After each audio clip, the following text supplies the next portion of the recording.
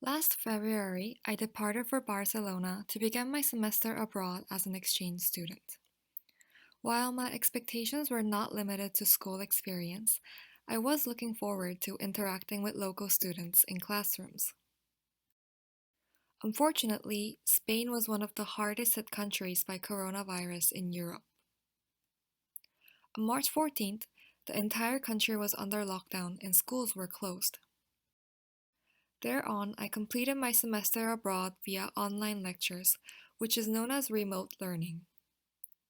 This was not the most pleasant experience, as there were no classroom interactions, and some of my professors were unable to provide lectures at all. Obviously, this was not limited to Spain. By late April, schools had closed in 180 countries. The upcoming semester is also expected to look similar, as the virus is still rampant around the globe. Due to the unprecedented COVID-19 crisis, the learning experience of students around the world is profoundly changing. Remote learning has been adopted worldwide. This means that students and the educator are not physically present in the traditional classroom environment. Rather, the information is relayed through technology, such as video conferencing and online assessments. While this is not something entirely new, a sudden transfer to new technology is problematic.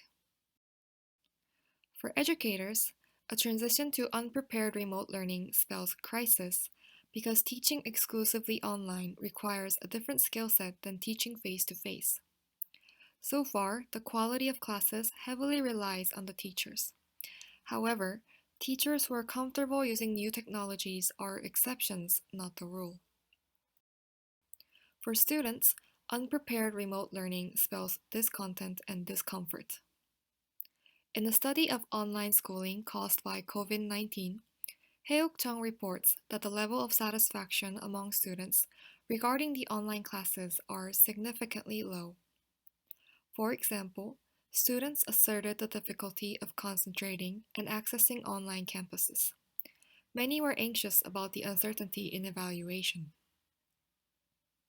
However, what I have mentioned so far is mostly a description of the situations in the developed countries.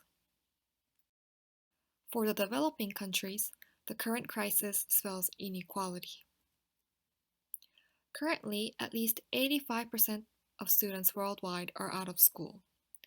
This is a great learning loss which in the long run can contribute to higher inequality. It is unlikely for poor families to prioritize the learning of their young children during school closures. Student dropout is expected to rise and especially concentrated in disadvantaged groups. A whole generation of students may be deprived of education, which for some is the only way to realize better lifetime opportunities. Then how can we fix things? First, adequate support for educators is crucial. Schools and education systems need to train teachers and provide relevant infrastructure for online schooling. Ministries of education can help organize existing teaching materials and inform teachers of what is available and how it could be used in line with the existing curricula. Second, online classes should be developed user-friendly, considering the experiences of the students. For example, many teachers are simply recording a long lecture and uploading it online. In such cases, only the highly motivated students are able to absorb the content. Instead, educators could bear in mind that shorter content is better absorbed by students. In places where internet access is not widely available, the use of more traditional distance approaches can be relevant.